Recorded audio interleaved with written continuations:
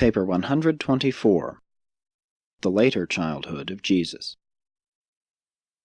Although Jesus might have enjoyed a better opportunity for schooling at Alexandria than in Galilee, he could not have had such a splendid environment for working out his own life problems with a minimum of educational guidance, at the same time enjoying the great advantage of constantly contacting with such a large number of all classes of men and women, hailing from every part of the civilized world.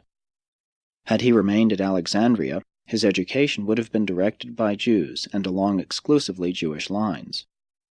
At Nazareth he secured an education and received a training which more acceptably prepared him to understand the Gentiles, and which gave him a better and more balanced idea of the relative merits of the Eastern or Babylonian and the Western or Hellenic views of Hebrew theology. 1. Jesus' 9th year, A.D. 3. Though it could hardly be said that Jesus was ever seriously ill, he did have some of the minor ailments of childhood this year, along with his brothers and baby sister. School went on, and he was still a favored pupil, having 1 week each month at liberty, and he continued to divide his time about equally between trips to neighboring cities with his father, sojourns on his uncle's farm south of Nazareth, and fishing excursions out from Magdala. The most serious trouble as yet to come up at school occurred in late winter, when Jesus dared to challenge the Shazan regarding the teaching that all images, pictures, and drawings were idolatrous in nature.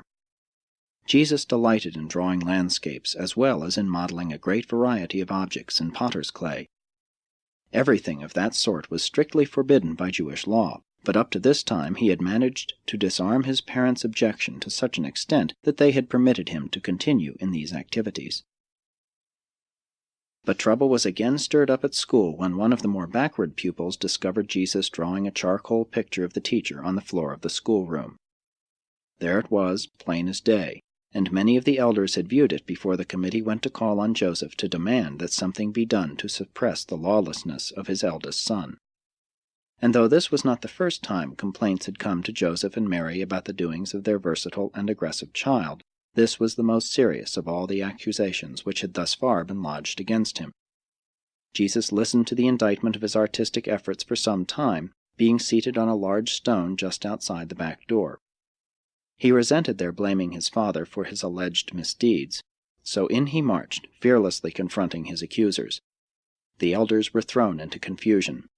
Some were inclined to view the episode humorously, while 1 or 2 seemed to think the boy was sacrilegious, if not blasphemous. Joseph was nonplussed, Mary indignant, but Jesus insisted on being heard. He had his say, courageously defended his viewpoint, and with consummate self-control announced that he would abide by the decision of his father in this as in all other matters controversial, and the committee of elders departed in silence. Mary endeavored to influence Joseph to permit Jesus to model in clay at home, provided he promised not to carry on any of these questionable activities at school, but Joseph felt impelled to rule that the rabbinical interpretation of the second commandment should prevail. And so Jesus no more drew or modeled the likeness of anything from that day as long as he lived in his father's house. But he was unconvinced of the wrong of what he had done, and to give up such a favorite pastime constituted one of the great trials of his young life. In the latter part of June, Jesus, in company with his father, first climbed to the summit of Mount Tabor. It was a clear day, and the view was superb. It seemed to this 9-year-old lad that he had really gazed upon the entire world excepting India, Africa, and Rome. Jesus' second sister, Martha, was born Thursday night, September 13. 3 weeks after the coming of Martha, Joseph, who was home for a while, started the building of an addition to their house, a combined workshop and bedroom. A small workbench was built for Jesus, and for the first time he possessed tools of his own. At odd times for many years he worked at this bench and became highly expert in the making of yokes. This winter and the next were the coldest in Nazareth for many decades. Jesus had seen snow on the mountains, and several times it had fallen in Nazareth, remaining on the ground only a short time, but not until this winter had he seen ice.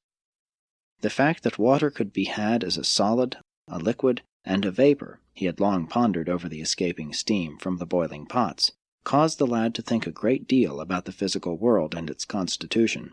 Yet the personality embodied in this growing youth was all the while the actual creator and organizer of all these things throughout a far-flung universe. The climate of Nazareth was not severe. January was the coldest month, the temperature averaging around 50 degrees Fahrenheit. During July and August, the hottest months, the temperature would vary from 75 to 90 degrees Fahrenheit. From the mountains to the Jordan and the Dead Sea Valley, the climate of Palestine ranged from the frigid to the torrid. And so, in a way, the Jews were prepared to live in about any and all of the world's varying climates. Even during the warmest summer months, a cool sea breeze usually blew from the west from 10 a.m. until about 10 p.m. But every now and then, terrific hot winds from the eastern desert would blow across all Palestine. These hot blasts usually came in February and March, near the end of the rainy season. In those days, the rain fell in refreshing showers from November to April, but it did not rain steadily. There were only 2 seasons in Palestine, summer and winter, the dry and rainy seasons. In January, the flowers began to bloom, and by the end of April, the whole land was one vast flower garden. In May of this year, on his uncle's farm, Jesus for the first time helped with the harvest of the grain. Before he was 13, he had managed to find out something about practically everything that men and women worked at around Nazareth, except metalworking, and he spent several months in a smith's shop when older, after the death of his father. When work and caravan travel were slack, Jesus made many trips with his father on pleasure or business to nearby Cana, Endor, and Nain. Even as a lad, he frequently visited Sepphoris, only a little over 3 miles from Nazareth to the northwest, and from 4 B.C. to about A.D. 25 the capital of Galilee and one of the residences of Herod Antipas. Jesus continued to grow physically, intellectually, socially, and spiritually. His trips away from home did much to give him a better and more generous understanding of his own family, and by this time even his parents were beginning to learn from him as well as to teach him. Jesus was an original thinker and a skillful teacher even in his youth. He was in constant collision with the so-called oral law, but he always sought to adapt himself to the practices of his family. He got along fairly well with the children of his age, but he often grew discouraged with their slow-acting minds. Before he was 10 years old, he had become the leader of a group of 7 lads who formed themselves into a society for promoting the acquirements of manhood, physical, intellectual, and religious. Among these boys, Jesus succeeded in introducing many new games and various improved methods of physical recreation. 2. The 10th year, A.D. 4. It was the 5th of July, the first Sabbath of the month, when Jesus, while strolling through the countryside with his father, first gave expression to feelings and ideas which indicated that he was becoming self-conscious of the unusual nature of his life mission. Joseph listened attentively to the momentous words of his son, but made few comments. He volunteered no information. The next day Jesus had a similar but longer talk with his mother. Mary likewise listened to the pronouncements of the lad, but neither did she volunteer any information. It was almost 2 years before Jesus again spoke to his parents concerning this increasing revelation within his own consciousness regarding the nature of his personality and the character of his mission on earth. He entered the advanced school of the synagogue in August. At school he was constantly creating trouble by the questions he persisted in asking. Increasingly he kept all Nazareth in more or less of a hubbub.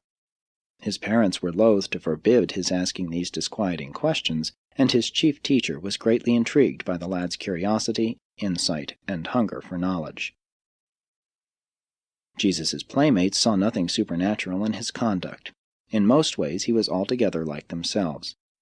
His interest in study was somewhat above the average, but not wholly unusual. He did ask more questions at school than others in his class. Perhaps his most unusual and outstanding trait was his unwillingness to fight for his rights. Since he was such a well-developed lad for his age, it seemed strange to his playfellows that he was disinclined to defend himself even from injustice or when subjected to personal abuse. As it happened, he did not suffer much on account of this trait because of the friendship of Jacob, a neighbor boy who was 1 year older. He was the son of the stonemason, a business associate of Joseph. Jacob was a great admirer of Jesus and made it his business to see that no one was permitted to impose upon Jesus because of his aversion to physical combat. Several times older and uncouth youths attacked Jesus, relying upon his reputed docility, but they always suffered swift and certain retribution at the hands of this self-appointed champion and ever-ready defender, Jacob the stonemason's son. Jesus was the generally accepted leader of the Nazareth lads who stood for the higher ideals of their day and generation. He was really loved by his youthful associates, not only because he was fair, but also because he possessed a rare and understanding sympathy that betokened love and bordered on discreet compassion. This year he began to show a marked preference for the company of older persons. He delighted in talking over things cultural, educational, social, economic, political, and religious with older minds, and his depth of reasoning and keenness of observation so charmed his adult associates that they were always more than willing to visit with him. Until he became responsible for the support of the home, his parents were constantly seeking to influence him to associate with those of his own age, or more nearly his age, rather than with older and better informed individuals for whom he evinced such a preference. Late this year he had a fishing experience of 2 months with his uncle on the Sea of Galilee, and he was very successful. Before attaining manhood, he had become an expert fisherman. His physical development continued. He was an advanced and privileged pupil at school. He got along fairly well at home with his younger brothers and sisters, having the advantage of being 3½ years older than the oldest of the other children. He was well thought of in Nazareth, except by the parents of some of the duller children, who often spoke of Jesus as being too pert, as lacking in proper humility and youthful reserve. He manifested a growing tendency to direct the play activities of his youthful associates into more serious and thoughtful channels. He was a born teacher and simply could not refrain from so functioning, even when supposedly engaged in play. Joseph early began to instruct Jesus in the diverse means of gaining a livelihood, explaining the advantages of agriculture over industry and trade. Galilee was a more beautiful and prosperous district than Judea, and it cost only about 1/4 as much to live there as in Jerusalem and Judea. It was a province of agricultural villages and thriving industrial cities, containing more than 200 towns of over 5,000 population and 30 of over 15,000. When on his first trip with his father to observe the fishing industry on the Lake of Galilee, Jesus had just about made up his mind to become a fisherman, but close association with his father's vocation later on influenced him to become a carpenter, while still later, a combination of influences led him to the final choice of becoming a religious teacher of a new order. 3. The 11th year, AD 5. Throughout this year the lad continued to make trips away from home with his father, but he also frequently visited his uncle's farm and occasionally went over to Magdala to engage in fishing with the uncle who made his headquarters near that city. Joseph and Mary were often tempted to show some special favoritism for Jesus, or otherwise to betray their knowledge that he was a child of promise, a son of destiny. But both of his parents were extraordinarily wise and sagacious in all these matters. The few times they did in any manner exhibit any preference for him, even in the slightest degree, the lad was quick to refuse all such special consideration. Jesus spent considerable time at the caravan supply shop, and by conversing with the travelers from all parts of the world, he acquired a store of information about international affairs that was amazing considering his age. This was the last year in which he enjoyed much free play and youthful joyousness. From this time on, difficulties and responsibilities rapidly multiplied in the life of this youth. On Wednesday evening, June 24, AD 5, Jude was born. Complications attended the birth of this, the 7th child. Mary was so very ill for several weeks that Joseph remained at home. Jesus was very much occupied with errands for his father and with many duties occasioned by his mother's serious illness. Never again did this youth find it possible to return to the childlike attitude of his earlier years. From the time of his mother's illness, just before he was 11 years old, He was compelled to assume the responsibilities of the firstborn son, and to do all this 1 or 2 full years before these burdens should normally have fallen on his shoulders. The Shazan spent one evening each week with Jesus, helping him to master the Hebrew Scriptures. He was greatly interested in the progress of his promising pupil, therefore was he willing to assist him in many ways. This Jewish pedagogue exerted a great influence upon this growing mind, but he was never able to comprehend why Jesus was so indifferent to all his suggestions regarding the prospects of going to Jerusalem to continue his education under the learned rabbis. About the middle of May, the lad accompanied his father on a business trip to Scythopolis, the chief Greek city of the Decapolis, the ancient Hebrew city of Beth-She'an. On the way, Joseph recounted much of the olden history of King Saul, the Philistines, and the subsequent events of Israel's turbulent history. Jesus was tremendously impressed with the clean appearance and well-ordered arrangement of this so-called heathen city. He marveled at the open-air theater and admired the beautiful marble temple dedicated to the worship of the heathen gods. Joseph was much perturbed by the lad's enthusiasm and sought to counteract these favorable impressions by extolling the beauty and grandeur of the Jewish temple at Jerusalem. Jesus had often gazed curiously upon this magnificent Greek city from the hill of Nazareth, and had many times inquired about its extensive public works and ornate buildings, but his father had always sought to avoid answering these questions. Now they were face to face with the beauties of this Gentile city, and Joseph could not gracefully ignore Jesus' inquiries. It so happened that just at this time the annual competitive games and public demonstrations of physical prowess between the Greek cities of the Decapolis were in progress at the Scythopolis amphitheater, and Jesus was insistent that his father take him to see the games, and he was so insistent that Joseph hesitated to deny him. The boy was thrilled with the games and entered most heartily into the spirit of the demonstrations of physical development and athletic skill. Joseph was inexpressibly shocked to observe his son's enthusiasm as he beheld these exhibitions of heathen vaingloriousness. After the games were finished, Joseph received the surprise of his life when he heard Jesus express his approval of them and suggest that it would be good for the young men of Nazareth if they could be thus benefited by wholesome outdoor physical activities. Joseph talked earnestly and long with Jesus concerning the evil nature of such practices, but he well knew that the lad was unconvinced. The only time Jesus ever saw his father angry with him was that night in their room at the inn, when in the course of their discussions the boy so far forgot the trends of Jewish thought as to suggest that they go back home and work for the building of an amphitheater at Nazareth.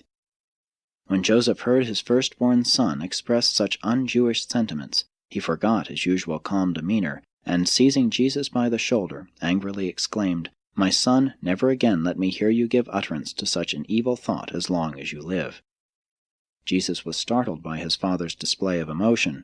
He had never before been made to feel the personal sting of his father's indignation, and was astonished and shocked beyond expression. He only replied, "Very well, my father, it shall be so."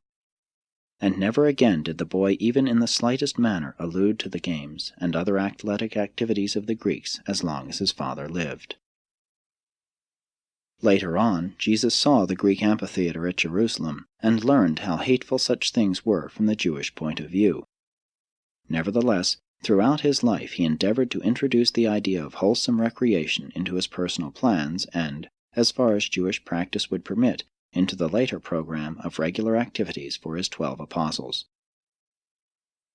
At the end of this 11th year, Jesus was a vigorous, well-developed, moderately humorous, and fairly light-hearted youth, but from this year on he was more and more given to peculiar seasons of profound meditation and serious contemplation. He was much given to thinking about how he was to carry out his obligations to his family, and at the same time to be obedient to the call of his mission to the world. Already he had conceived that his ministry was not to be limited to the betterment of the Jewish people. 4. The 12th year, A.D. 6. This was an eventful year in Jesus' life. He continued to make progress at school, and was indefatigable in his study of nature, while increasingly he prosecuted his study of the methods whereby men make a living. He began doing regular work in the home carpenter shop, and was permitted to manage his own earnings, a very unusual arrangement to obtain in a Jewish family. This year he also learned the wisdom of keeping such matters a secret in the family. He was becoming conscious of the way in which he had caused trouble in the village, and henceforth he became increasingly discreet in concealing everything which might cause him to be regarded as different from his fellows. Throughout this year he experienced many seasons of uncertainty, if not actual doubt, regarding the nature of his mission. His naturally developing human mind did not yet fully grasp the reality of his dual nature. The fact that he had a single personality rendered it difficult for his consciousness to recognize the double origin of those factors which compose the nature associated with that self-same personality. From this time on, he became more successful in getting along with his brothers and sisters. He was increasingly tactful, always compassionate and considerate of their welfare and happiness, and enjoyed good relations with them up to the beginning of his public ministry. To be more explicit, he got along with James, Miriam, and the two younger, as yet unborn children, Amos and Ruth, most excellently. He always got along with Martha fairly well. What trouble he had at home largely arose out of friction with Joseph and Jude, particularly the latter. It was a trying experience for Joseph and Mary to undertake the rearing of this unprecedented combination of divinity and humanity, and they deserve great credit for so faithfully and successfully discharging their parental responsibilities. Increasingly, Jesus' parents realized that there was something superhuman resident within this eldest son, but they never even faintly dreamed that this son of promise was indeed and in truth the actual creator of this local universe of things and beings. Joseph and Mary lived and died without ever learning that their son Jesus really was the universe creator incarnate in mortal flesh. This year, Jesus paid more attention than ever to music, and he continued to teach the home school for his brothers and sisters. It was at about this time that the lad became keenly conscious of the difference between the viewpoints of Joseph and Mary regarding the nature of his mission. He pondered much over his parents' differing opinions, often hearing their discussions when they thought he was sound asleep. More and more he inclined to the view of his father, so that his mother was destined to be hurt by the realization that her son was gradually rejecting her guidance in matters having to do with his life career. And as the years passed, this breach of understanding widened. Less and less did Mary comprehend the significance of Jesus' mission, and increasingly was this good mother hurt by the failure of her favorite son to fulfill her fond expectations. Joseph entertained a growing belief in the spiritual nature of Jesus' mission. And but for other and more important reasons, it does seem unfortunate that he could not have lived to see the fulfillment of his concept of Jesus' bestowal on earth. During his last year at school, when he was 12 years old, Jesus remonstrated with his father about the Jewish custom of touching the bit of parchment nailed upon the doorpost each time on going into or coming out of the house, and then kissing the finger that touched the parchment.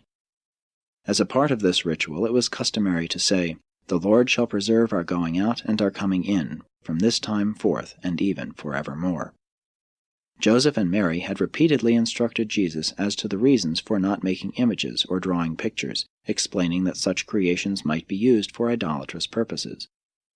Though Jesus failed fully to grasp their prescriptions against images and pictures, he possessed a high concept of consistency, and therefore pointed out to his father the essentially idolatrous nature of this habitual obeisance to the doorpost parchment. And Joseph removed the parchment after Jesus had thus remonstrated with him. As time passed, Jesus did much to modify their practice of religious forms, such as the family prayers and other customs. And it was possible to do many such things at Nazareth, for its synagogue was under the influence of a liberal school of rabbis, exemplified by the renowned Nazareth teacher, Joseph. Throughout this and the 2 following years, Jesus suffered great mental distress as the result of his constant effort to adjust his personal views of religious practices and social amenities to the established beliefs of his parents.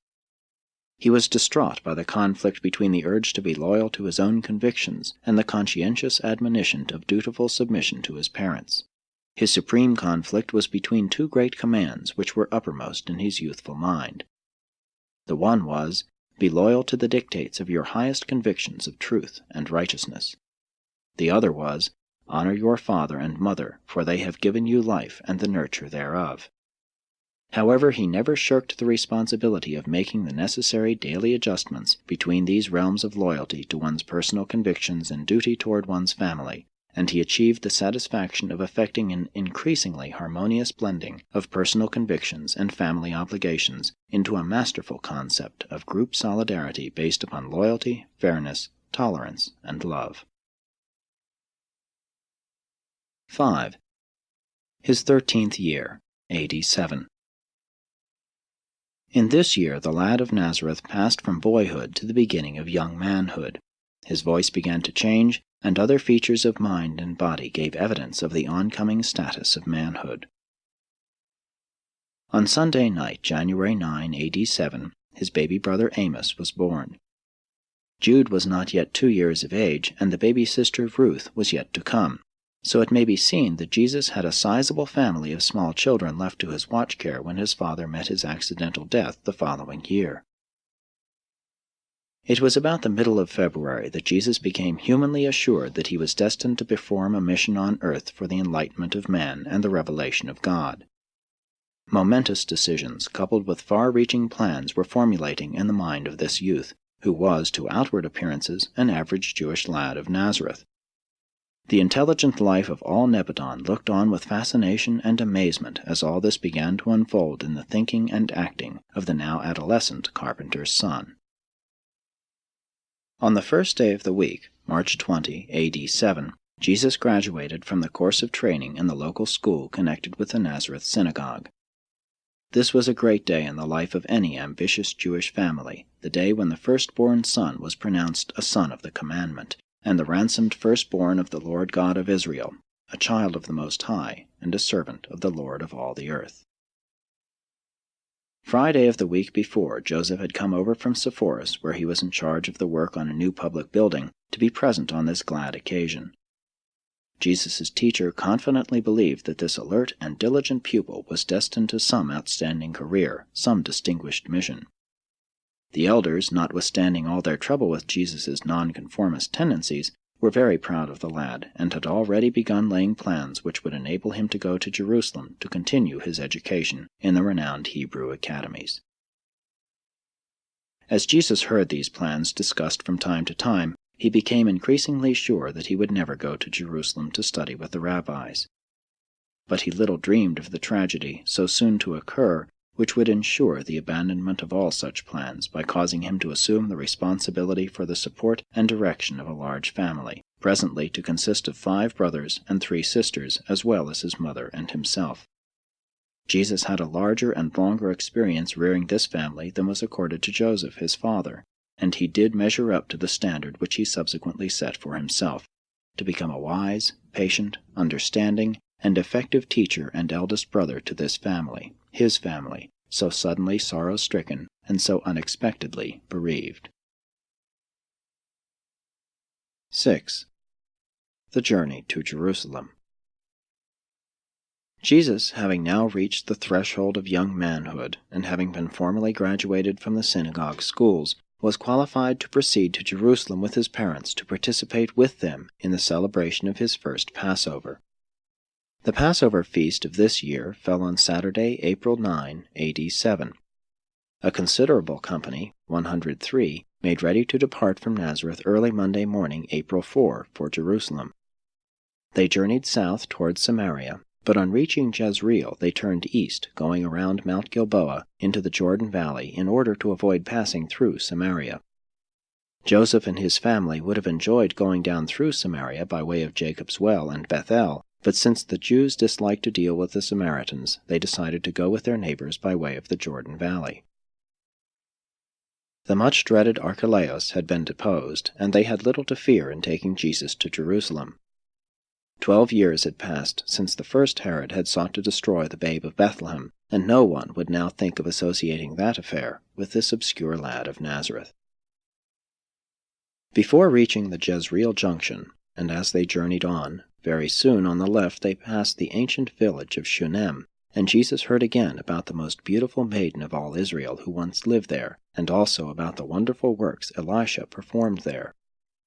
In passing by Jezreel, Jesus' parents recounted the doings of Ahab and Jezebel, and the exploits of Jehu. In passing around Mount Gilboa, they talked much about Saul, who took his life on the slopes of this mountain, King David, and the associations of this historic spot. As they rounded the base of Gilboa, the pilgrims could see the Greek city of Scythopolis on the right. They gazed upon the marble structures from a distance, but went not near the Gentile city, lest they so defile themselves that they could not participate in the forthcoming solemn and sacred ceremonies of the Passover at Jerusalem. Mary could not understand why neither Joseph nor Jesus would speak of Scythopolis. She did not know about their controversy of the previous year, as they had never revealed this episode to her. The road now led immediately down into the tropical Jordan Valley, and soon Jesus was to have exposed to his wondering gaze the crooked and ever-winding Jordan with its glistening and rippling waters as it flowed down toward the Dead Sea. They laid aside their outer garments as they journeyed south in this tropical valley, enjoying the luxurious fields of grain and the beautiful oleanders laden with their pink blossoms, while massive snow-capped Mount Hermon stood far to the north, in majesty looking down on the historic valley. A little over 3 hours' travel from opposite Scythopolis, they came upon a bubbling spring, and here they camped for the night, out under the starlit heavens. On their second day's journey they passed by where the Jabbok from the east flows into the Jordan, and looking east up this river valley they recounted the days of Gideon, when the Midianites poured into this region to overrun the land. Toward the end of the second day's journey they camped near the base of the highest mountain overlooking the Jordan Valley, Mount Sartaba, whose summit was occupied by the Alexandrian fortress where Herod had imprisoned one of his wives and buried his 2 strangled sons. The third day they passed by 2 villages which had been recently built by Herod, and noted their superior architecture and their beautiful palm gardens. By nightfall they reached Jericho, where they remained until the morrow. That evening Joseph, Mary, and Jesus walked 1.5 miles to the site of the ancient Jericho, where Joshua, for whom Jesus was named, had performed his renowned exploits according to Jewish tradition. By the 4th and last day's journey the road was a continuous procession of pilgrims. They now began to climb the hills leading up to Jerusalem. As they neared the top, they could look across the Jordan to the mountains beyond, and south over the sluggish waters of the Dead Sea. About halfway up to Jerusalem, Jesus gained his first view of the Mount of Olives, the region to be so much a part of his subsequent life, and Joseph pointed out to him that the holy city lay just beyond this ridge, and the lad's heart beat fast with joyous anticipation of soon beholding the city and house of his heavenly Father. On the eastern slopes of Olivet they paused for rest in the borders of a little village called Bethany. The hospitable villagers poured forth to minister to the pilgrims, and it happened that Joseph and his family had stopped near the house of one Simon, who had 3 children about the same age as Jesus, Mary, Martha, and Lazarus. They invited the Nazareth family in for refreshment, and a lifelong friendship sprang up between the 2 families. Many times afterward in his eventful life Jesus stopped in this home. They pressed on, soon standing on the brink of Olivet, and Jesus saw for the first time, in his memory, the holy city, the pretentious palaces, and the inspiring temple of his Father. At no time in his life did Jesus ever experience such a purely human thrill as that which at this time so completely enthralled him as he stood there on this April afternoon on the Mount of Olives, drinking in his first view of Jerusalem. And in after years on this same spot he stood and wept over the city which was about to reject another prophet, the last and the greatest of her heavenly teachers. But they hurried on to Jerusalem. It was now Thursday afternoon. On reaching the city they journeyed past the temple, and never had Jesus beheld such throngs of human beings. He meditated deeply on how these Jews had assembled here from the uttermost parts of the known world.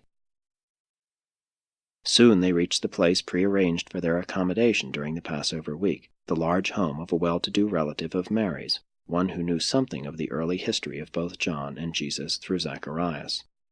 The following day, the day of preparation, they made ready for the appropriate celebration of the Passover Sabbath.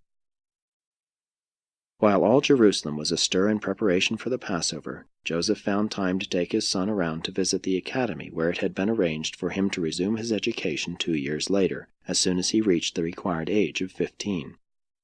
Joseph was truly puzzled when he observed how little interest Jesus evinced in all these carefully laid plans. Jesus was profoundly impressed by the temple and all the associated services and other activities. For the first time since he was 4 years old, he was too much preoccupied with his own meditations to ask many questions.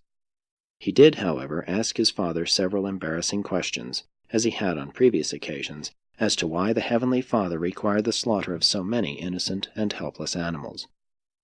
And his father well knew from the expression on the lad's face that his answers and attempts at explanation were unsatisfactory to his deep-thinking and keen-reasoning son.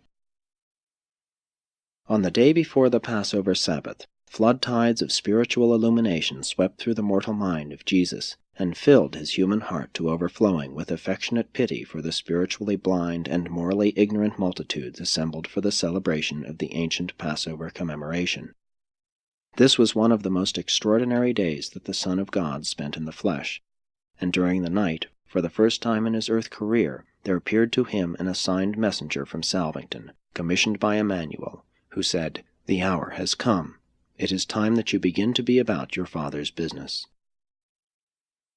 And so, even ere the heavy responsibilities of the Nazareth family descended upon his youthful shoulders, there now arrived the celestial messenger to remind this lad, not quite 13 years of age, that the hour had come to begin the resumption of the responsibilities of a universe. This was the first act of a long succession of events which finally culminated in the completion of the Son's bestowal on Urantia and the replacing of the government of a universe on his human, divine shoulders. As time passed, the mystery of the Incarnation became, to all of us, more and more unfathomable. We could hardly comprehend that this lad of Nazareth was the creator of all Nebadon.